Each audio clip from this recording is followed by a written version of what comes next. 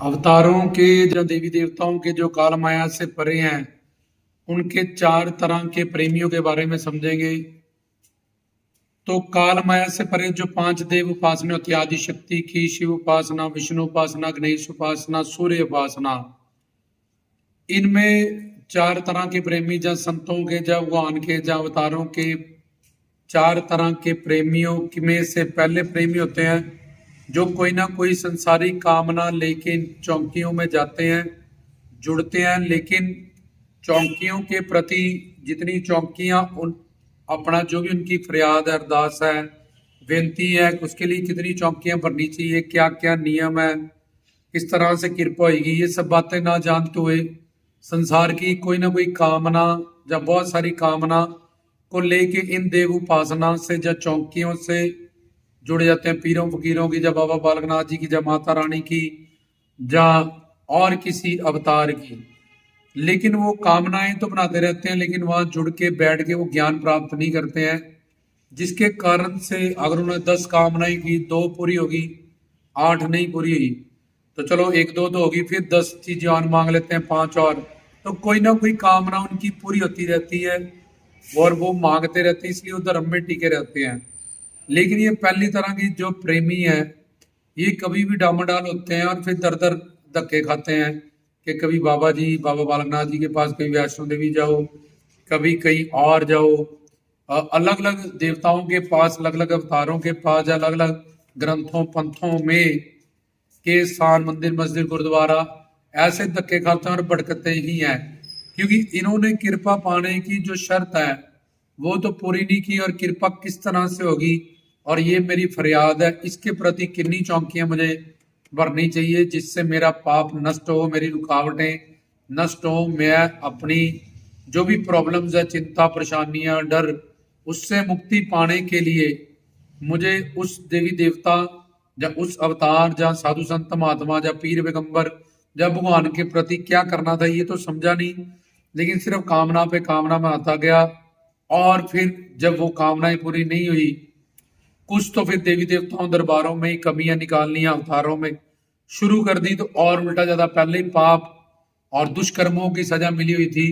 और अब देवी देवता, गुरुओं, पीरों, संतों, फकीरों, अवतारों, भगवान में कृपा निकालने से और ज्यादा किस्मत खराब होगी, नामा अपराध हो गया। तो खैर ये भटकता रहता है इधर उधर। दूसरा वाला, बाबा बालकनाथ जी की चौकियों में जाके, पीरों फकीरों की चौकियों, माँ की चौकियों में जाके, या किसी और आराध्य इष्ट देव की चौकियों में वहां जाके, या बाबा बालकनाथ जी की चौकियों में, वो वहां जाके जो वहां के पूर्ण गुरु गद्दी नशीन होते हैं, वहां से उनका प्रवचन सुनते हैं, गुरु बना के शिक्षा दीक्षा प्राप्त करते हैं और उनका प्रवचन सुनते हैं, तो धीरे धीरे जिस काम के लिए जितनी उनको पात्रता चाहिए उतना वो वहां जुड़ के चौकियां भर के फिर उनकी झोली वही वाली चीज जो मांगने दी होती है वो मिल जाती है। तो पहले प्रेमी उन्होंने समझा नहीं और दर दर भटकते रहे और दरबारों में ही, अवतारों में ही कमी निकालते रहे। दूसरे वो बैठे जुड़े, उन्होंने समझा और फिर संसार की चीजें, अब उनकी साधना भक्ति सिद्ध होगी, अब उनको वो संसार की चीजें हैं, चाहे आध्यात्मिक चीजें हैं, वो प्राप्त होंगी। तीसरे प्रेमी वो हरिगुरु भगवान के प्रति ही मांगते हैं कि आप मुझे पति रूप में चाहिए, आप मुझे प्रीतम रूप में चाहिए, आप मुझे पुत्र रूप में चाहिए, आप मुझे गुरु रूप में चाहिए। भगवान, जन्म जन्मांतर आप ही मेरे गुरु बनना, मैं आप ही की दासता दासी दास बनूं, आप मुझे सच्चिदानंद स्वरूप भगवान जो स्वरूप में चाहिए, जैसा भी हमारे संस्कारों से हमारा भाव बनता है, अवतारों के प्रति या गुरु के प्रति मधुर्य भाव, पति प्रीतम भाव, वात्सल्य भाव, पुत्र पुत्री भाव, इसको कहते हैं सखा भाव, दोस्त भाव, दास भाव। तो इस तरह से उस भाव से हम उन्हीं को मांगते हैं, ये सकाम प्रेम होता है, लेकिन ये ईश्वर के प्रति होता है। जो भी हम मांगते हैं उन्हीं के प्रति उनको ही मांगते हैं, चाहे ये सकाम है, तो ये सकाम प्रेम है। ये तीसरे नंबर के प्रेमी है। अब इन्होंने, पहले प्रेमी ने चौकियां नहीं भरी, जहां ज्ञान नहीं समझा और वो भटकने लग गया। दूसरे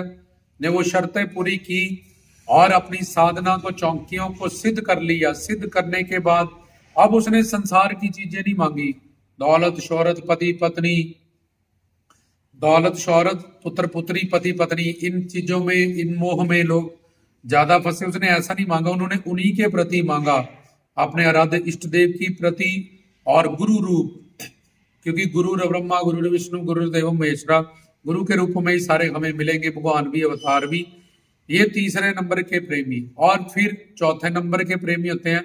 वो ये असल प्रेमी होते हैं, जो सिर्फ उनका दर्शन मांगते हैं, उनकी सेवा मांगते हैं, उनकी कृपा मांगते हैं, उनका प्रेम मांगते हैं, जिनसे उनको फिर सब कुछ मिल जाता है, चाहे वो जगदानंद हो, चाहे आत्मानंद हो, ब्रह्मानंद हो, प्रेमानंद हो, मानसानंद हो। ये 5 तरह के सुख आनंद होते हैं। तो ये पूर्ण प्रेमी होते हैं, जो सिर्फ उनका दर्शन, मेरे को आपके दर्शनों की अभिलाषा है, लेकिन जब आपकी खुशी हो, आपकी मर्जी हो, मुझे दर्शन देना, गुरु जी या कृष्ण जी के रूप मुझे मिलना, राम जी के रूप, माता रानी के रूप मुझे मिलना, जब भगवान के रूप मुझे मिलना, मुझे आपके प्रेम की जरूरत है। जब भी आपकी खुशी हो, मर्जी हो, तो मुझे अपना प्यार देना। फिर आपकी कृपा की जरूरत है, मुझ पे अपनी कृपा करना। मुझे आपकी सेवा की जरूरत है, जब भी आप फ्री हो, आपका दिल हो, तो मैंने आपको विनती की आप मुझे अपनी सेवा दें, चरण दबाने को दें, या और कोई भी सेवा जो भी हमें भाव है अपनी आराध्य इष्ट देव या गुरु के प्रति करने के लिए। इस तरह से हम वो चारों चीजें हैं जो दर्शन, सेवा, प्रेम, कृपा प्लस उनकी मर्जी, उनकी रजा को साथ लेके मांगते हैं। तो इसमें कभी हमें माया नहीं लगती, काल हमें भड़काता नहीं है। अब पहला वाला भड़केगा,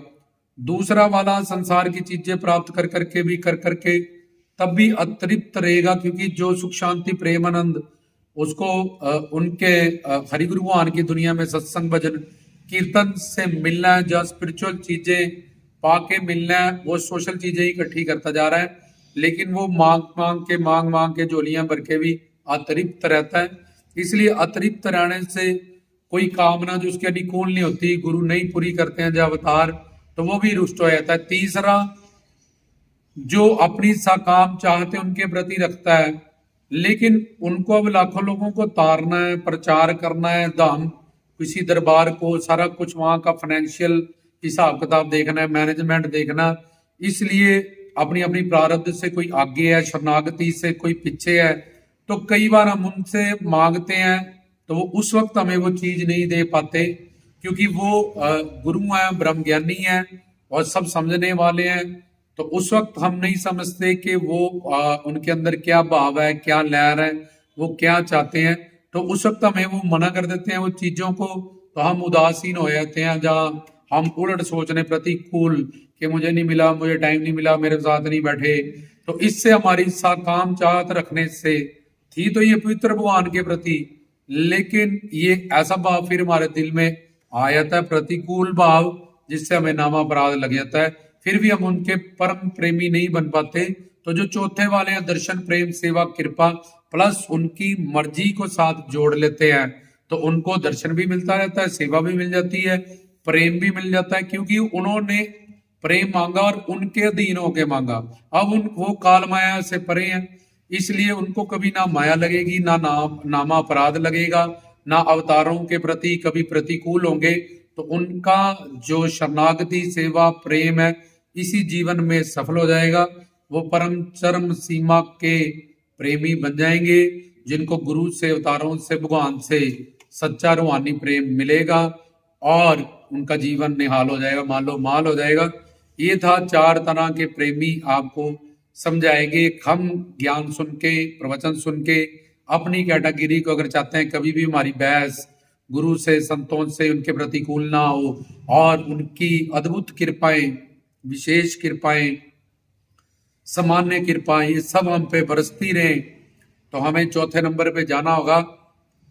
रामदास की तरफ से। जय बाबा जी।